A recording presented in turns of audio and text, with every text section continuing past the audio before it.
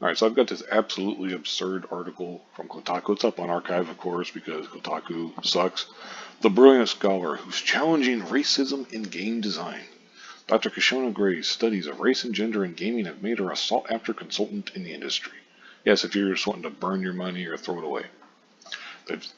Luckily, this article is a part of our new Women in Gaming series, Makers of Now. Yes, yes. Sign me up for it. There we go. Anyway, she's basically talking about how she wanted to play Pokemon Go.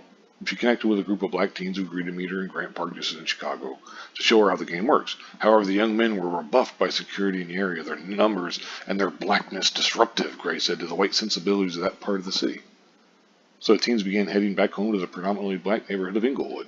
It's assuming, number one, that they were rebuffed because of their blackness. I also like how it's capitalized, because, that's how it's going to be.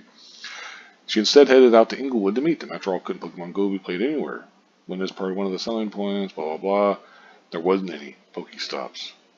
She showed a slide contrasting a cluster of interactable points in the game in and around Grant Park with a dearth of them in Inglewood. Well, okay, she admits there were not quite none. There was one. It was a statue in the park, and it was a Confederate statue. As if those teens even give a flying fuck about that. Well, they care. Whatever. But anyway, basically trying to paint this as, oh, well, poor black people have been, pushed aside. They're being victims of racism and stuff. Maybe they don't have Pokestops in some of these places because maybe there's violent criminals around. Maybe if you go to another black neighborhood, you'd find plenty of them. Like, this is the kind of stuff where it's like you're a solution looking for a problem, basically, as they would say. It's just fucking absurd. And this shit, I mean, it's a long, pretty long article. And it goes on, and I'll link it in the description box so you can read it for yourself. I read it. And it's filled with the usual bullshit, whining, just assuming any negative thing that happens to people, to black people, is because of their race. It's the same like when they sit there and they say, basically any negative thing that happens to a white or to a woman is because of her gender. So when you start making those kinds of assumptions, it's truly you've lost the plot at that point, because bad things happen to people all the time. Now there might be plenty of racism out there that you experience, but not every single thing that happens that is negative in your life is because of racism. It can't be. It's absolutely absurd. And I think, as you can see, the colonial game and all this kind of bullshit. It's just, like I said, the usual crap. You can read it for yourself. I would advise you not to. I would not recommend reading this article because I think it's complete bullshit. It's absolute just pablum. It's nonsense. It's just horse shit, basically. But I mean, hey, go for it. Read it for figure out for yourself. Don't take my word for it.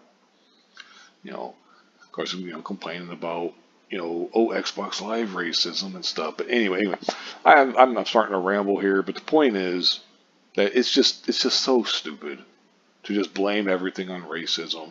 Don't blame it on the fact that maybe in Grant Park, to go back to her Pokemon Go story, maybe Grant Park, maybe they tried to have something there, but it got torn to hell.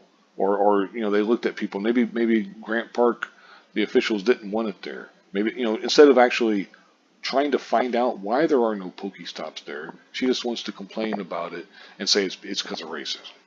You know, I mean, she doesn't even try to sit there and basically say that it's because Inglewood's a wealthier place. Maybe that's why, or whatever. I mean, she'll say the wealth of Pokestops in one part of Chicago and the near complete absence, but blah, blah, is racialized legacy of why this is happening. An impassioned and charismatic speaker told the audience the legacies of redlining, the legacies of slavery and Jim Crow. It's like, you're just fucking video games. What the hell are you talking about? You sound ridiculous. But anyway, I guess I'm starting to ramble again, so I'm just going to wrap this up here. Like I said, I'll link it in the description box. You can read it for yourself, make your own mind up and stuff.